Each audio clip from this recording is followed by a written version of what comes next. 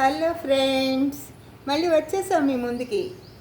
ఈరోజు అవునంటారా కాదంటారా అనే శీర్షికలో మనం ముచ్చటించుకుంటున్న మూడో వాక్యం. ముచ్చటగా మూడో వాక్యంలోకి వచ్చేసాం కదా. మూడో వాక్యము, చెరువులోని 7 చేపలు ఈ 7 లేవు.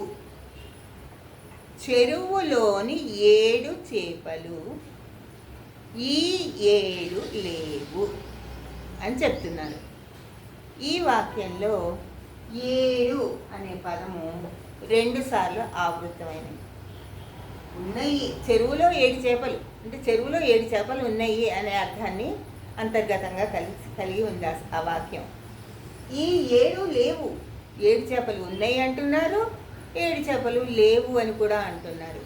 ఉన్నాయి లేవు అంటే ఉండనన్నా ఉంటాయి, లేకుండా అయినా ఉంటుంది చెరువు. కాబట్టి ఈ వాక్యాన్ని తప్పు అని అంటున్నారు మన బృందం, ఈ పిల్లల బృందం. మళ్ళీ వచ్చేసారండి ఆ ఆవిడ అంటోంది, అది కాదురా, ఒక్క నిమిషం ఉండండి, నేను చెప్తాను ఇప్పుడే. ఇది తప్పెందుకు అవుతుంది? తప్పు కాదు, ఒప్పే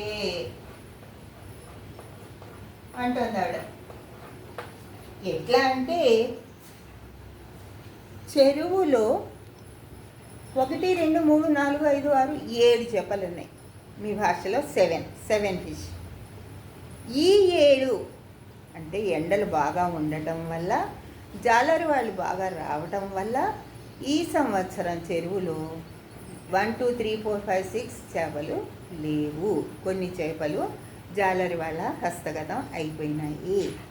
ఒక 7 అనేదేమో సంఖ్యావాచకము, ఇంకో 7 అనేదేమో సంవత్సరాన్ని తెలిపే పదం. చూసారా ఎంత అద్భుతంగా ఉందో ఈ 7 అనే పదం. మళ్ళీ మరికొన్ని విచిత్రాలతో మిమ్మల్ని కలుస్తాను. అప్పటి వరకు జై తెలుగు తల్లి. ఉంటాను.